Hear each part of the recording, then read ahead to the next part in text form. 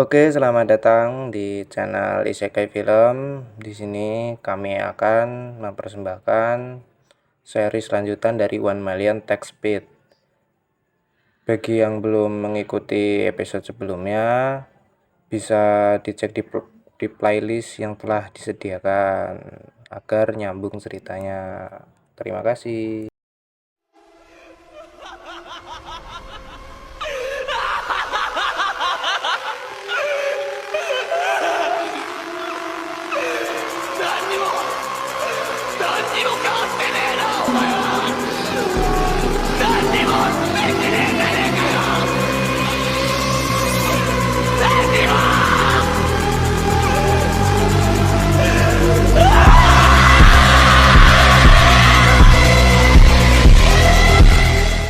Scene cerita berpindah di rumah patriark yang berada pada sebuah kota Bayun. Di sana terlihat banyak sekali orang yang telah tergeletak di tanah. Ternyata masih ada seseorang prajurit yang masih hidup dengan keadaan yang menyedihkan. Ia berkata, "Cepat kirimkan pesan kepada patriark agar segera kembali." Diketahui di sana ternyata Yayun lah pelakunya. Gak sia-sia aku kesini. Ternyata selain bisa menyerap kultivasi, aku juga bisa menemukan kunci harta karun pribadi milik leluhur. Dan aku sudah menghancurkan dantian si Yekun itu. Pasti ayahnya tidak akan diam saja saat dia kembali, ucap sang MC dengan berkeringat dingin. Kita dikenalkan siapa ayah dari si Yekun ini, yang bernama Ye Cheng-he, yang merupakan salah satu leluhur keluarga Ye, merupakan seorang master di ranah Ki Bolt tahap kedua. Terlihat si Ye-kun yang mengepalkan tangannya sembari berkata, "Aku baru berada pada tahap body tampering. Saat ini aku belumlah bisa mengalahkannya. Aku harus meningkatkan kultivasiku segera." Notifikasi sistem muncul kembali yang memberitahukan ada sebuah harta di dekat sang MC. Lalu sang MC pun menuju ke tempat yang telah diarahkan oleh sistem. Tepat di depan pintu di sana ada tempat untuk meletakkan kunci yang telah ditemukan sang MC. Terlihat di dalam sana banyak sekali harta berkilau, buku, teknik gulungan, senjata, serta sumber daya yang berlimpah. Betapa senangnya si Yekun sambil berkata, "Sayang sekali harta yang kau kumpulkan selama bertahun-tahun sekarang menjadi milikku." Diserapnya semua harta yang ada di ruangan itu. Terlihat banyak sekali notif pemberitahuan yang muncul, di antara lainnya itu melahap rumput esensi Xuanwu. Melahap berhasil, selamat kepada tuan rumah karena memperoleh 2000 poin pengalaman. Melahap pil elemen dalam lapisan 5. Kedua, setelah selamat kepada host telah memperoleh 2500 poin pengalaman. Pemberitahuan teknik Spirit Glow Sword. Melahap berhasil, selamat kepada host telah memperoleh teknik Material Art Spirit Glow Sword tingkat Advance Mysterious Rank. Dan masih banyak pemberitahuan sistem. Sistem juga memberi selamat kepada Yayun karena telah naik ke tahap ke-9 dari body tampering. Ditampilkannya juga profil Yayun kepada kita. Bisa dilihat profil itu. Terlihat di sana Yayun yang sangatlah senang karena telah menemukan harta karun yang berlimpah serta kultivasinya naik. Tak lama dari itu, Yayun terkejut dikarenakan notifikasi sistem muncul kembali yang memberitahukan tentang menemukan pedang spiritual yang bernama Weapon Spirit Execution lapisan ketiga. Yayun memanggil pedang itu, "Kemarilah." Meluncurlah si pedang ke arah Yayun. Terlihat senjata itu sudah ada di tangan Yayun. Yayun bergumam, "Senjata spiritual tingkat 3. Ini bisa untuk melawan Grandmaster bela diri." Disembunyikannya pedang itu ke dalam ruang penyimpanan. Terlihat ruang penyimpanan yang dimiliki oleh sistem. Diketahui sistem ini tidak terbatas untuk menyimpan bahan kultivasi. Dengan menyeringai, Yayun berkata, Hehehehehe. Ye Cheng He pasti tidak membayangkan bahwa dia akan kubunuh dengan senjatanya sendiri dikarenakan anak yang bodoh itu. Dan kembalinya si Yeyun dikarenakan sudah tidak ada lagi yang bisa diserap di dalamnya. Di dalam perjalanan pulang, Yeyun dipanggil oleh kepala pelayan keluarga Ye yang bernama Womo. Dengan tertatih, Womo berkata, "Akhirnya aku menemukanmu, Tuan Muda. Apa yang sedang kau lakukan di sini? Daripada memulihkan di kamarmu." Dan Yeyun berkata pada Paman Wu, "Apa yang sedang kau lakukan di sini, Paman? Jangan membicarakan hal itu sekarang. Master baru saja kembali dan mencarimu kemana-mana.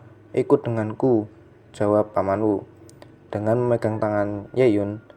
Dan Scan pun berpindah di dalam ruangan. Di sana diketahui ada ayah dari Yeyun yang bernama Ye Wus Huang, sekaligus master dari keluarga Ye. Terlihat di sana ayah dari Yeyun batuk-batuk dengan mengeluarkan cairan merah dan tubuhnya dibalut oleh banyak perban. Dan seseorang pelayan berkata, "Master, Anda terluka parah. Sebaiknya Anda istirahat dulu. Tidak akan terjadi apapun dengan Tuan Muda Yun." "Tidak, aku tidak yakin sampai aku melihat Yun-er dengan mataku sendiri." Nah, itulah sobat, kalian haruslah menyayangi orang tua, karena dalam keadaan apapun beliaulah masih mengkhawatirkan anaknya. Jadi pesannya itu aja ya. Sekarang kita lanjut ke ceritanya. Tak lama kemudian terlihatlah Yeyun kembali dengan berteriak panik, "Ayah!" Dan sangat terkejutnya ayah Yeyun ini dan berkata, "Yun-er, kamu di sini." "Paman Wu, apa yang terjadi? Mengapa ayahku terluka parah?" Yeyun bertanya pada Paman Wu dengan khawatir. "Tuan Muda, izinkan saya memberitahu Anda, semenjak Anda diracuni, Master berusaha keras untuk mencari penawarnya. Master terluka parah karena memasuki rawa berkabut untuk memusnahkan binatang iblis," jawab Paman Wu. Dan terbatuklah ayah Yeyun sambil berkata, "Sudah, jangan membicarakannya lagi. Sekarang ambillah ramuan misterius itu, cepat." Tak lama kemudian ditunjukkanlah sebuah pil yang sangat besar. Ya mungkin besarnya sebola kasti ya.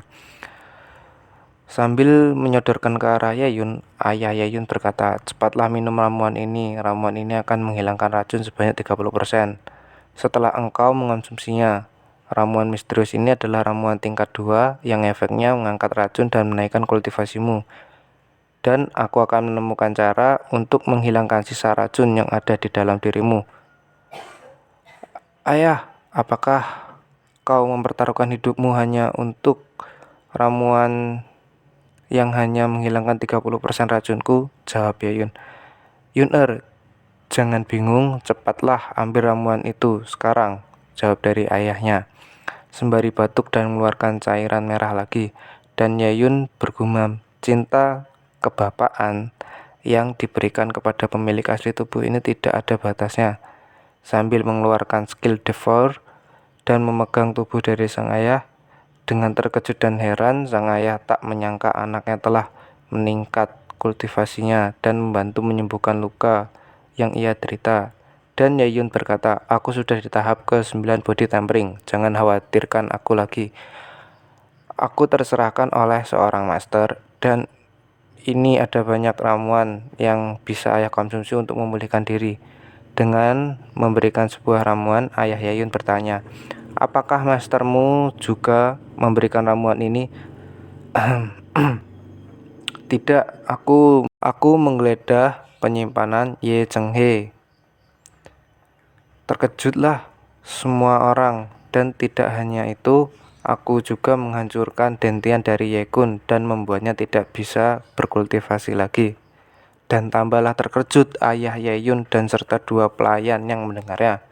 Di pikiran para pelayan, pasti master akan marah besar karena tidak memikirkan dampak ke depannya. Terdengarlah suara tertawa yang sangat keras. Pelayan terkejut mendengarnya. Ayah Yeyun memuji sang MC dengan berkata, "Bagus sekali, sepertinya yang diharapkan oleh anakku. Pasti akan melakukan hal yang luar biasa pada saat aku pergi. Dengan ekspresi ketakutan, "Master, ini bukanlah saatnya untuk memujinya," ucap pelayan yang mengeluarkan ekspresi yang aneh. Namun Yun-er membuat putra dari Ye Cheng-he menjadi cacat. "Dia tidak akan membiarkanmu begitu saja meskipun aku adalah keluarga Ye." Diketahui di sana ternyata ayah dari Ye-yun telah diasingkan oleh Ye Cheng-he dikarenakan kultivasinya stagnan pada tahap pertama ranah Ki-bolt, dan 5 dari 8 leluhur memutuskan untuk memihaknya, yang akan menggulingkan ayah Ye-yun.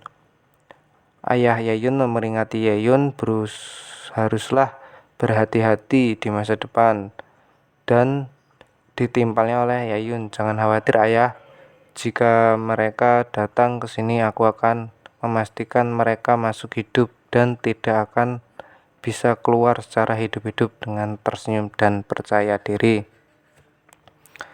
Tak lama dari itu, ada sebuah keributan di depan pintu masuk keluarga Ye dengan suara gubrak. Lalu ada yang berkata, "Hei orang yang ada di dalam, Sang Patriark Agung telah memerintahkan seluruh klan untuk menghadiri ruang dewan. Penundaan tidak akan ditoleransi." Dengan tatapan tajam, Ye-yun. Dan sekarang cerita berpindah di ruang dewan, di mana sudah banyak orang yang berkumpul di sana. Ada yang memberi laporan juga kepada Ye Cheng-he. Ye-yun telah memukul tuan muda Ye-yun dan menyiksanya. Tidak hanya itu juga, Ye-yun juga mengambil kunci penyimpanan dan mengambil semua isi yang ada di dalamnya. Dan Tuan Leluhur Agung, tolong balaskan dendam Tuan Muda Ye-kun. Terdengar di sana banyak sekali yang bergumam, putra dari Wushuang mendapat masalah besar kali ini. Ye-yun pasti mati hari ini. Terdengar di sana, brengsek. Aku akan menghancurkan dia beberapa bagian, ucap Ye Cheng-he dengan marah serta mengeluarkan aura merah di sekitarnya. Di sana juga ada yang memanas-manasi Ye Cheng-he yang berkata, "Berani-beraninya Ye-yun menyentuh rekan sebangsa Ye. Dia lebih buruk daripada bajingan." Dan diketahui orang itu adalah Ye Ming, patriark kedua dari keluarga Ye. Dan tak lama dari itu, lalu terdengar suara keributan. "Siapa di sana yang berani membuat masalah di sini?" ucap Ye Ming. Ternyata di sana ada Ye-yun yang berkata, "Kamu adalah bajingan yang menyerang rekan sebangsamu terlebih dahulu, bukan?" Dengan aura yang berwarna merah, Ye Cheng-he memanggil nama, "Ye-kun, beraninya dirimu ke sini dengan membuat masalah dan tidak membungkuk saat bertemu para petinggi klan. Kau memang sudah sangat tidak bisa diatur." Dengan menunjuk dan berkata, "Aku berubah, bukankah engkau yang telah berubah dan tidak mengikuti aturan yang ada di klan? Dan sekarang engkau mau menunjukkan aturan, apa kultivasimu? Apa kau sudah layak berdiri di tempat ayahku?" ucap dari Ye-yun, yang membuat Ye Cheng-he semakin naik pitam. Dan saat ini chapter pun berakhir. Bagaimana kelanjutan ceritanya? Tungguin update dari Mimin, oke? Mimin izin undur diri. Bentar. Mimin juga mau minta maaf agak belibet dalam membacakan struktur ceritanya. Oke, sekarang Mimin saatnya pergi. Bye-bye.